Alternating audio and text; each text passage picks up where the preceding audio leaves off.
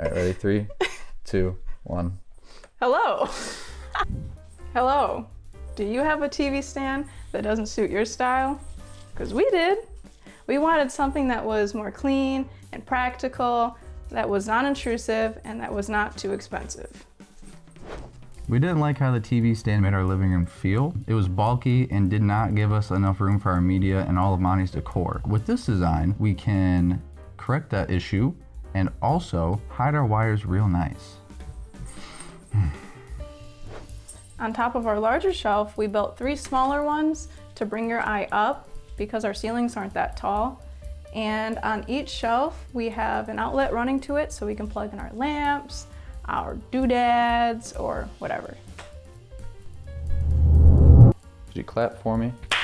Make that thing clap, would you? Nice.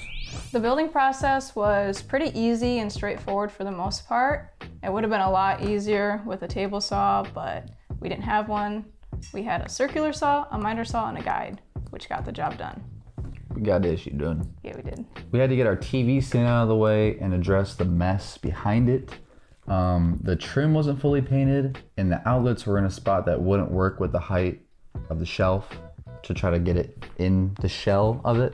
So there was no cords visible whatsoever. After the TV shelf was out of the way, we took the trim off the wall, cleaned it up, gave it a nice fresh coat of paint. That was a pretty quick and easy part, but after that we had to reposition the plugs to where we wanted them. After we repositioned them, we had to fill in the old holes where the outlet used to be with California patches. I'm not the best at California patches, so there's a video to how to actually do them, but they passed, they were fine. We also mounted our sound bar. We made a passage behind it, which was just a hole covered up with a PVC adapter for the cords. And then after our patches were all dried, we sanded them down as flush as we could and then gave them a quick coat of paint. Bang. With the wall all ready and finished, we started to put the shelf together, starting with the frame. The frame. The frame is made up of 2x4s that are cut to the length of the shelf minus a ½ inch on each side and the front to make room for the shell material that goes over it.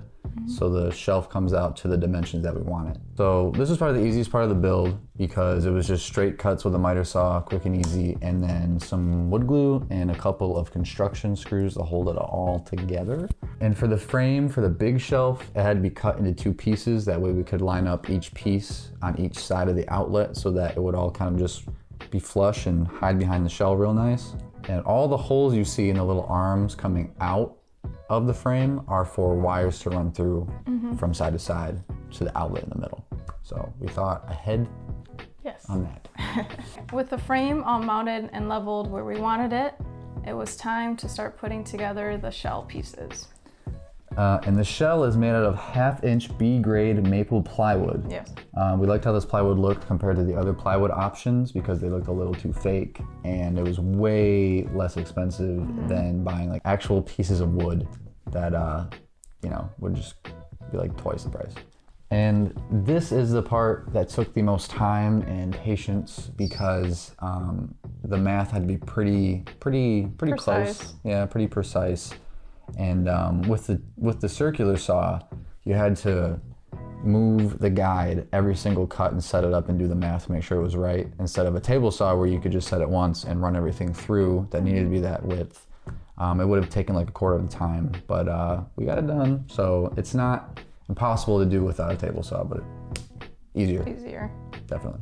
But regardless of how difficult it was, we got all the pieces cut and ready for gluing and nailing. And when you are putting all the pieces together, running a piece of painter's tape around the edge of the front and sides, and maybe even the top and bottom, helps it stay together while you're nailing so it's not falling apart and making you want to stop doing it. After fitting all the pieces together and nailing them and gluing them, and the glue was dry and they were all solid, we brought them inside to fill the cracks and imperfections with wood filler. That way it looked more smooth and whole. And then with some sanding on the corners, tops and sides and everything. Being sure not to go too crazy, because if you sand the veneer off, which is like, I don't know, it's like an eighth, no, like a milli, I don't even know how thick it is. It's very thin. Yeah. But if you sand that off, then it's basically gonna ruin the plywood. So you just have to be really careful not to do too much sanding, but just enough to make it not jagged, just nice and pretty. What grade sandpaper do we use? Sandpaper, I think we started with a 120 and then moved up to a 220. And then for the big surfaces on the tops, I finished it off with just like a light 320, just to make it very smooth. Staining is a very easy, but easily messy process. We got by with just putting a drop cloth down and a pizza box because we didn't want to get anything or like any stain on anything that was important to us. Yes. The staining process started out with us using a wood conditioner, which is this guy right here. After we put that down, we wiped it off, and then we followed that with our stain. The stain that we chose is Special Walnut. We chose it because of the warm undertones and everything like that. It wasn't too yellow. It wasn't too yellow, yeah. And then after we did, how many coats of stain? Just one. One coat? Yeah. Okay, we did one coat of stain, and after the stain dried, we followed that up with our polyurethane. This is a one coat, but we put 2 coats on there, just because I'm very Paranoid, yeah. And we didn't do too thick coats. No, they were just very too light. thin coats. No sanding either. No sanding, nope. It came out fine. Yes. And these are all the same brand, so it made it way easier to follow the directions from one to the next. So just something to think about. And while the stain and polyurethane was drying, we decided to kind of put the finishing touches on the frames. And we had to put holes in the little shelves to make sure that we could run wires up to them from the outlet. So we just took a hole saw and we punched a hole straight through the back of the frame, through the drywall, in kind of a parallel order. That way the wires would be easy to fish down. We used a wire that had a little hook at the end to make it easier for us to grab the cords through the hole. And then after all the cords were fed through in their correct spots, we could just slide the shell over the frame. And if you don't have a wire coat hanger laying around, you can, if you don't have that, and you do have some like outlet wiring, you can just cut a piece that's long enough and pull out the ground wire. That's what we did because we didn't have a metal coat hanger. So, yeah, that is Use also what you got. something you can think about. Okay, and now we get to talk about the door. Yep, and then the door, we didn't plan the door like at all. No. We just kind of figured it'd be like, oh, hinges and then but with some magnets and very straightforward. No, making doors on shelves is a lot. It's more difficult than what we thought. It takes a little planning. But we got it. Yep, we ended up just making the door a little narrower than the entire shelf. That way I had room to open. We didn't do that starting out. We thought it would just open magically because we are optimists.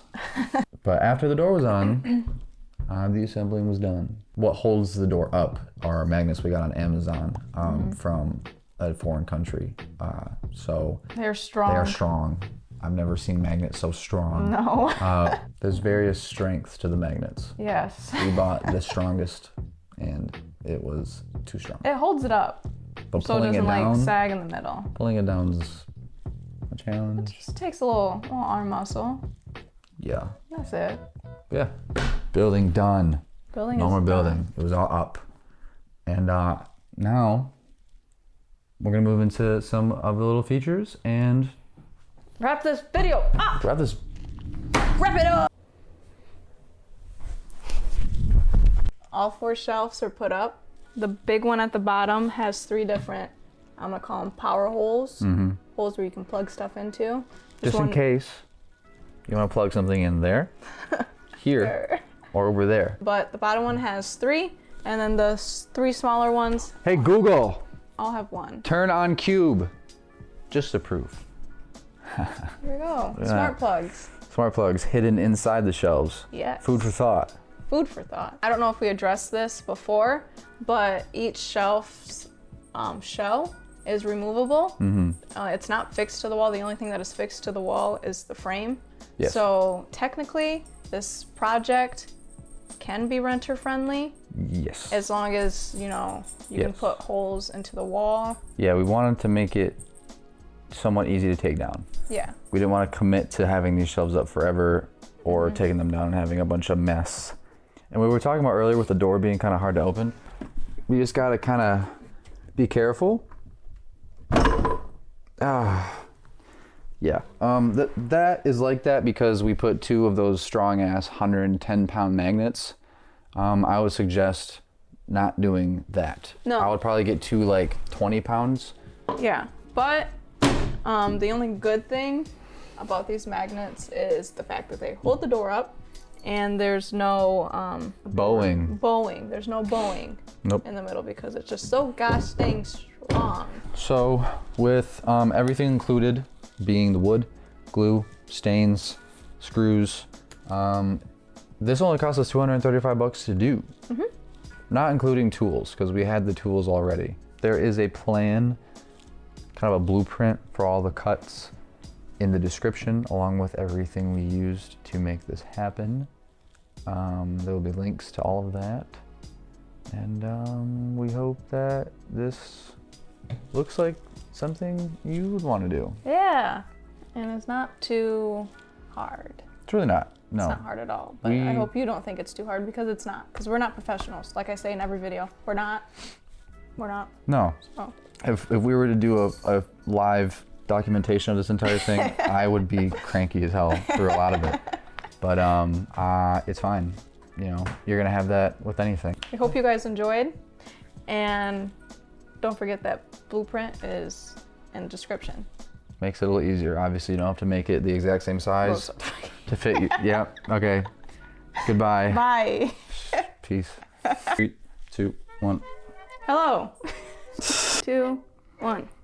We didn't like how the TV stand made our living room feel. We didn't like how the TV stand made our living room feel. It was bulky, but didn't give us enough surface area for our media and for our Coda pleat. We didn't like how the TV stand made our living room feel. Coda. We didn't like how the TV stand made our living room. He's gonna start fucking walking. 3, 2. We didn't like how the TV stand made our living room feel. It was bulky, but didn't give us enough surface area for our decor and our media. I fucked that up.